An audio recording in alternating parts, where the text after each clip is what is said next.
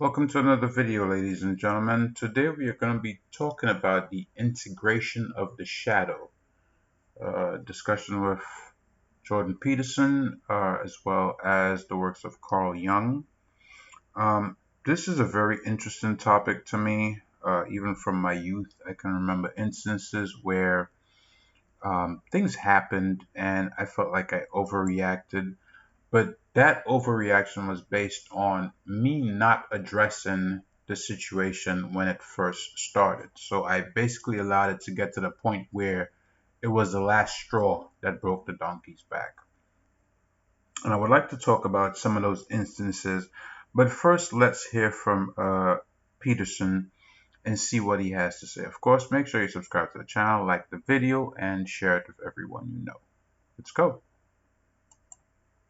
I think Jung talks about this, is that dark side contains a lot of energy. It contains a lot of power. Those 2-year-olds that are kicking and screaming, that's all this kind of force behind it. And when you sort of are ashamed of it and you push that down, you're kind of getting rid of an incredible well of energy that you can use for your creativity, for your work, etc. You can take that energy, like you say, and create discipline out of it, do something creative out of it, support some cause that you really believe in. So that shadow side, when you deny it, only negative things will happen. And it is extremely important for people to first recognize it in themselves, and it's very hard for a lot of people to do that. Well, I found, like I said earlier, that one of the best ways in there is resentment. You watch yourself because if you're resentful, you're feeling like you're being victimized and mistreated. It's like, okay, well, maybe you are. Okay, and you think there's no anger in that resentment, so you're not looking hard enough. No, if you watch right. your fantasies, for example, if you're resentful and you watch the fantasies that flit through your imagination, like you might not want to attend to them because they can be so brutal. Right. But because if someone is oppressing you genuinely and you're not standing up for yourself, then there'll be these compensatory fantasies. Yeah. So one day I'll tell you a story about that. So one day I'd been renovating my house and it took a long time. And the neighbors, this house was a complete derelict and it was a semi-detached, like really a derelict. It hadn't been touched since like 1927. It had gas fittings in the upper floor. It needed to be completely gutted. And so we gutted it. And my daughter got sick at exactly the same time, really sick. And so it was stressful and difficult. And the neighbors they called the city on us. They did everything they could to make it difficult, even though they were attached to us and wanted to sell their house. So we probably added like $25,000 to the value of their house because it was no longer attached to a derelict. And then just as we were finishing, my sister and her husband came to visit, and I was making tea for them, and I closed the cupboard. So it clicked, and the neighbors banged on the wall. And then that night I couldn't sleep, and I had really been pushed to my limit by these people. And I had these visions in my mind of burning the damn place down. And I thought, oh man, if you're starting to think about burning the place down, you should probably go say something. So I put on my parka and I went outside about 6 in the morning. And I just waited for them to come out. They never did, but I went and knocked over on the door and I said, I was making tea for my sister last night. And I closed the cupboard. You didn't happen to bang on the wall because you heard my cupboard closing, did you? And they said, yeah. And I said, okay, look, if you bug me anymore, I'm going to cause you so much trouble you cannot possibly imagine it. Yeah. And I meant it. It was like, because I knew it was brewing in the back of my mind. I said, because I was done. It was like, you want a war? You have no idea what you're getting into. And so they backed into the kitchen, and like 2 hours later, they came over and said, oh, we're sorry and we won't do it again. But what we did was the mistake you talk about. We backtracked continually trying to please them, and every time they complained, we did what they wanted because we assumed we were dealing with reasonable people, but we weren't. And the only way to stop them was with a show of force. It was like, you want to be malevolent? You want to play that game? It's like, okay, no problem. One of the earliest times I can remember having a disagreement with somebody that led to violence, I believe I was about 10 years old. I had this boy who had basically been harassing me about my parents, more particularly my dad, than anything else. And we were in a classroom, lots of kids in there, and he said something that just finally set me off, and I literally like waded across desks and chairs and grabbed him by his throat and started to choke the life out of him. This boy at this time was pretty hefty, pretty chunky. He must have had 20, 30 pounds on me. But I had him by the throat and I would not let go of him. It took about 4 kids to peel me off of him. And when I was pulled far back away from him, far enough away, I looked at him. He was completely disheveled. His face was red. His eyes were bulging. There were tears coming out of it. And that is one of the earliest instances I can remember where I let something build up to a point where by the time it came out, it was toxic. I don't know what would have happened if I had allowed, that thing to go any further, or maybe if we were outside of a school setting. So what Jordan says about the feelings of, being victimized and mistreated and allowing those to fester is entirely true, because the visions in your mind of committing acts of violence, sometimes they may not be there, especially if you're that young. You might just have an outburst. But this is one of like my concerns with shadow work, because when you're younger you might have these instances or these outbursts, but you're pretty young. Of course there'll be consequences. If it happens in school you might get suspended or something like that. But as you get older, and when I say older I'm talking about teenager, anything between 13 to 19, you would still have these impulses because your brain is not very developed. You're still a teenager. You're filled with all these hormones going through you. So, it might still happen. And, it did. About 5 years later, I had a similar incident with a group of guys who, at the time, I considered them to be friends, or we were pretty friendly. We'd go to each other's house, mainly for gaming, not anything else. Go to their house, they would come to mine. It was probably about 6 of us all told. So, we would rotate around going to each other's house, on the weekends if our parents weren't around.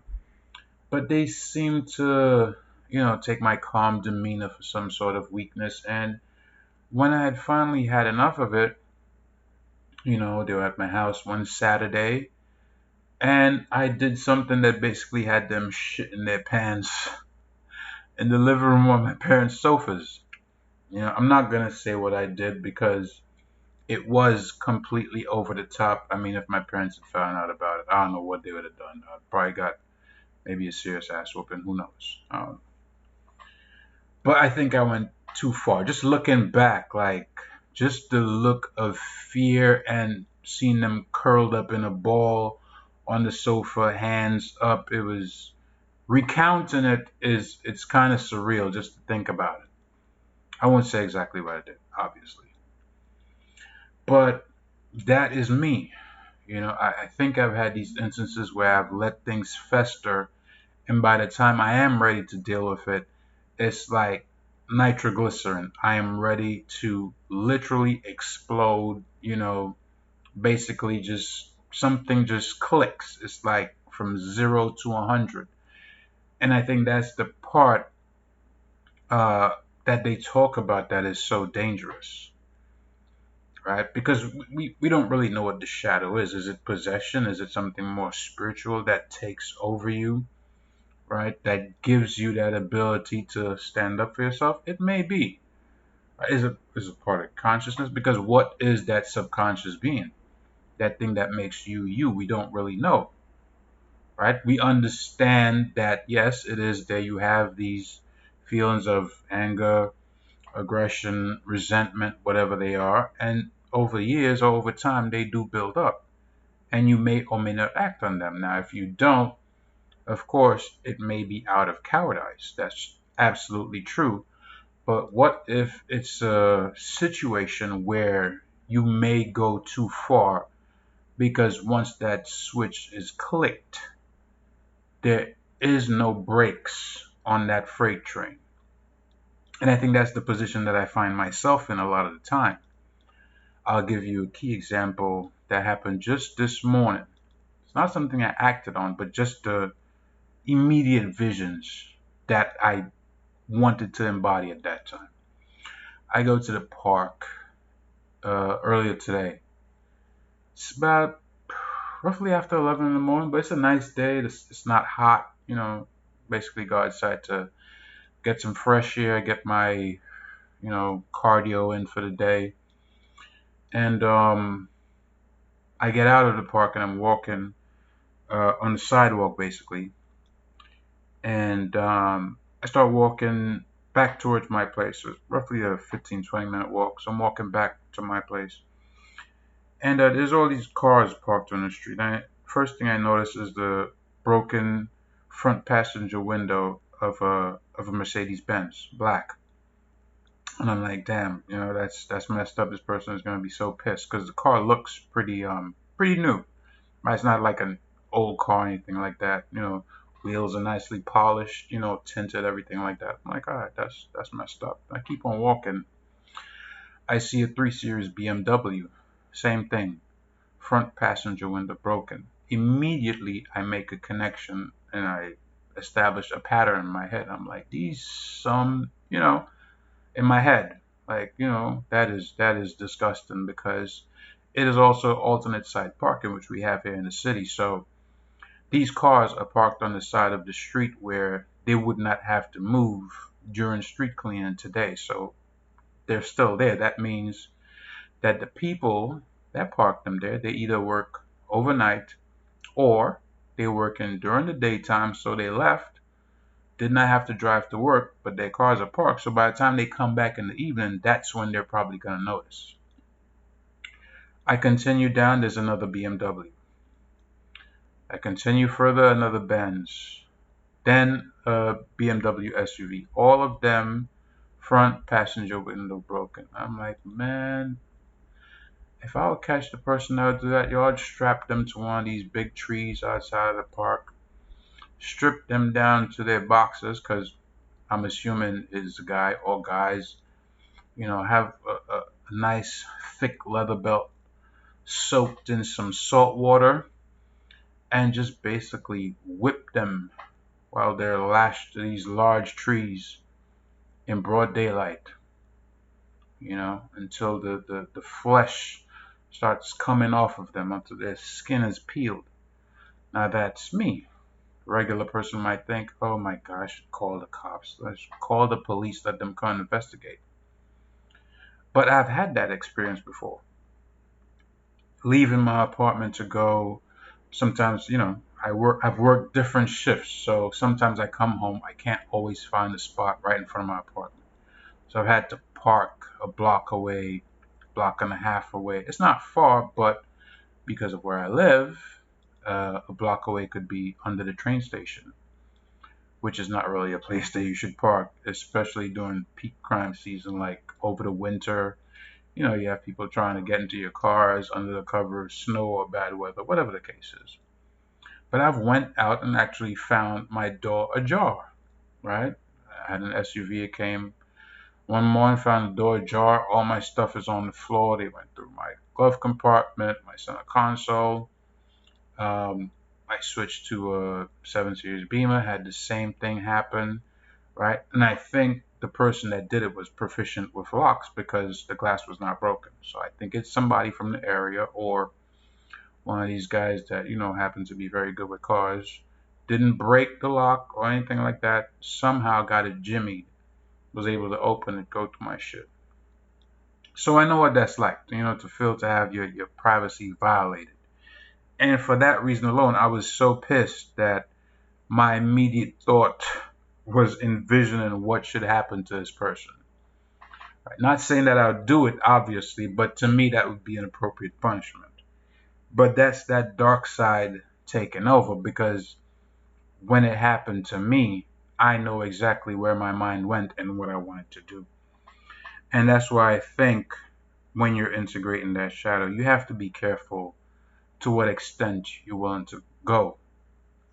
Obviously, it's a good thing because you don't want to be taken advantage of. You don't want to be victimized. You don't want to live your life that way, right? But you have to know when to slow down. Because I have had instances where I've allowed things to fester, and by the time I address it, it is at that point where there is no holding me back, right?